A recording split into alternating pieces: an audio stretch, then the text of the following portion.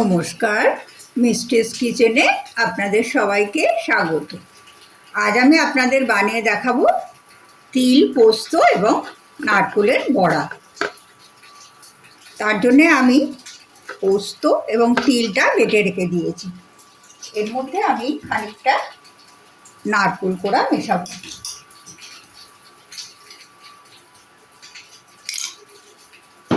আর মেশাবো 1 চামচ বেসন বাইন্ডিংয়ের জন্য। আর দেবো স্বাদ মতো নুন দিয়ে আমি এগুলোকে সব খুব ভালোভাবে মিশিয়ে নিয়ে বড়ার আকারে গড়ে নেব।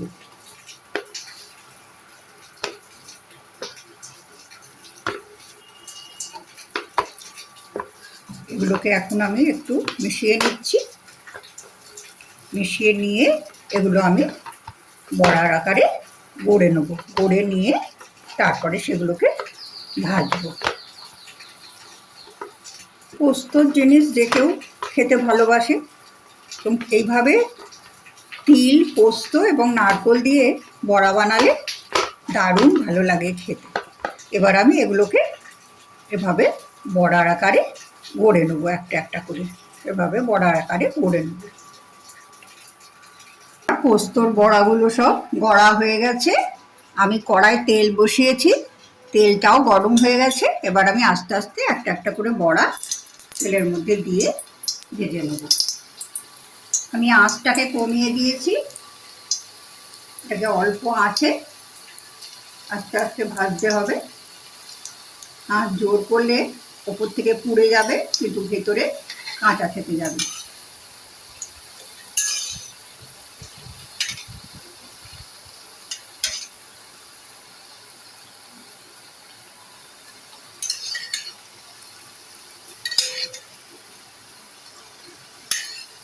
আমি পোস্ত এবং তিলটা যখন বাটি তার মধ্যে আমি 2টো কাঁচা লঙ্কা দিয়ে বেটে নিয়েছিলাম।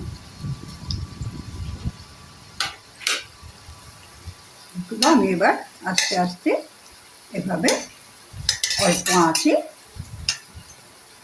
ভেজে নেব। আমি একটু বেশি করে তেল দিয়েছি যাতে আমি অনেকগুলো বড়া একসাথে দিতে পারি।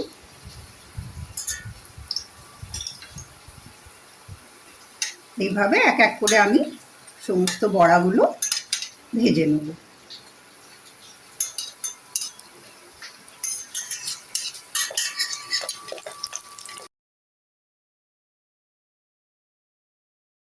আমার পোস্তর বড়াগুলো সমস্ত ভাজা হয়ে গেছে।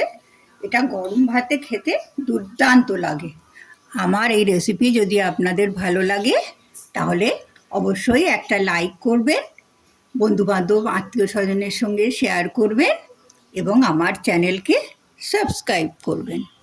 আপনারা সবাই ভালো থাকুন, সুস্থ থাকুন।